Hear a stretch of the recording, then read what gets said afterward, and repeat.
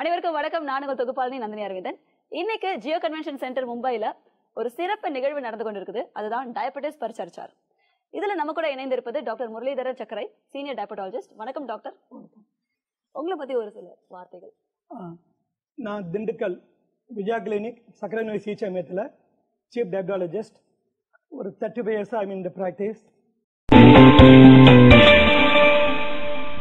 Okay doctor, என்னோட முதல் கேள்வி, அதாவது சர்க்கரை நோய் சிகிச்சையில வந்து பாத்தீங்கன்னா உணவின் பங்கு அது எந்த அளவுக்கு இருக்கு?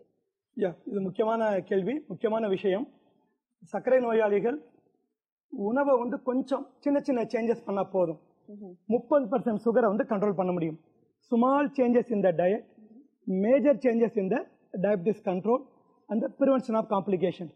டயட்டில் மாடிஃபை பண்ணுறது அப்படின்னு பார்த்தா கார்போஹைட்ரேட், புரோட்டீன், ஃபேட்டை வந்து நம்ம மக்கள் வந்து அதிகமாக வந்து 70, 80 ஏன் 90% கூட உணவில் வந்து மாவுச்சத்து உள்ளே போகுது.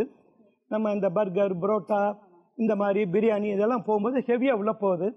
அவங்க வந்து அந்த மாவுச்சத்து அளவை கம்மி பண்ணாவே 80-90% ஒரு 20-25 கம்மி பண்ணி 55% கொண்டாந்தாவே பெரிய லெவலில் சர்க்கரை வந்து கம்மியாகும். அதை கம்மி பண்ணும்போது அவங்களுக்கு வந்து ஒரு கிட்டத்தட்ட ஒரு 0.75 to 1% HbA1c கம்மியாகும். மெடிசினே தேவைப்படாது. சில பேஷண்ட்ஸுக்கு வந்து மைல்டாக உள்ளவங்களுக்கு without any medicine sugar control ஆகும். அதிகமாக உள்ளவங்களுக்கு அவங்க போடக்கூடிய மெடிசின் அளவை கம்மி பண்ணலாம். புரோட்டீன் அளவு கொஞ்சம் கூட்டணும், ஃபேட்டை கம்மி பண்ணணும், ஹெல்த்தி ஃபேட்டை எடுக்கணும், நார்ச்சத்தை நல்லா சேர்த்துக்கணும். இதை செஞ்சாவே இந்த மைனர் சேஞ்சஸ், அதாவது ஒரு நாளைக்கு 250 கிராம் 1/4 கிலோ காய்கறிகள், ஒரு 75 கிராம்ஸ் ஃப்ரூட்ஸ், இதை பண்ணிக்கிட்டு இடைவேளை உணவு நல்லா சாப்பிட்டு உணவுக்கு முன்னாடி கொஞ்சம் புரோட்டீன் அவங்க சேர்த்துக்கிட்டாங்கன்னா சுகர் நல்ல கண்ட்ரோல் கிட்டத்தட்ட 30% வந்து அச்சீவ் பண்ண முடியும். அருமையா சொன்னீங்க டாக்டர். அடுத்ததாக, அதாவது இந்த சர்க்கரை நோய் சிகிச்சையில உடற்பயிற்சியின் பங்கு எந்த அளவுக்கு இருக்கணும்? எப்படி நம்ம உணவை பத்தி பேசணுமோ 30%, அதே போல வந்து உடற்பயிற்சியும் 30%. பல பேர் நம்ம நாட்டில் வந்து அந்த வாக்கிங்கே கிடையாது, பிசிக்கல் ஆக்டிவிட்டியே கிடையாது. சில ஹவுஸ் ஒய்ஃப் அவங்கள கேட்டால் என்ன சொல்லுவாங்க, டெய்லி நான் கிச்சனுக்கு முன்னாடியும் போயிட்டு வர்றேன், நான் அந்த வாக்கிங்கே எனக்கு ஹை வாக்கிங் அப்படிம்பாங்க. ஆனால் அவங்களுக்கு தே ஷுட் நோ, அது மட்டும் பத்தாது. தனிப்பட்ட ஒரு வாக்கிங் போகணும்.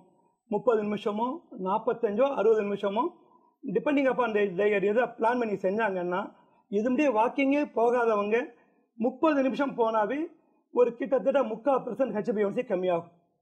நல்லா அக்ரெசிவாக பண்ணாங்கன்னா, ஒரு ஒபீஸா உள்ளவங்க, ஓவர் வெயிட்டாக உள்ளவங்க, தொந்தி உள்ளவங்க வந்து நல்லா வந்து ஆக்டிவிட்டி அதிகப்படுத்தினாங்கன்னா ஒரு 1% கம்மியாகும். அந்த அளவுக்கு வந்து இது கிட்ட எப்படி நம்ம உணவுல 30% சொன்னோமோ அதே போல நம்ம பிசிக்கல் ஆக்டிவிட்டியை இம்ப்ரூவ் பண்ணால் அதுல வந்து ஒரு 30% பங்கு வந்து சுகர் கம்மியாகும். அப்ப உணவையும் உடற்பயிற்சியும் கம்பைன் பண்ணாங்கன்னா really they can lead a healthy life. அருமையா சொன்னீங்க டாக்டர். கடைசியா நம்மளோட நேயர்களுக்கு ஒரு மெசேஜ் சொல்லணும், அது என்னவா இருக்கும்? சிம்பிளா சொன்னா, சர்க்கரை வியாதியை நினைத்து பயப்பட வேண்டாம். Let us come together to create awareness about diabetes. Let us work together to prevent the complications of the diabetes.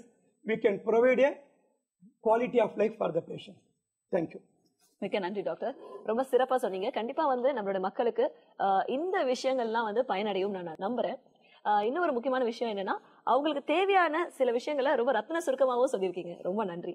இது மாதிரி வந்து பல விஷயங்களை வந்து நீங்க பார்க்கணும் அப்படின்னா, அதாவது டயபெட்டிஸ் மற்றும் அதை எப்படி கண்ட்ரோல் பண்ற விஷயங்களை பார்க்கணும் அப்படின்னா, டயபெட்டிஸ் பர் சர்ச்சார் எங்களோட Facebook பேஜை நீங்க ஃபாலோ பண்ணிக்கலாம். அது மட்டும் இல்லாம யூடியூப், இன்ஸ்டாகிராம் அண்ட் ட்விட்டர்லயும் நாங்க இருக்கோம். மீண்டும் சந்திப்போம். நன்றி, வணக்கம். Thank you doctor. தேங்க்யூ.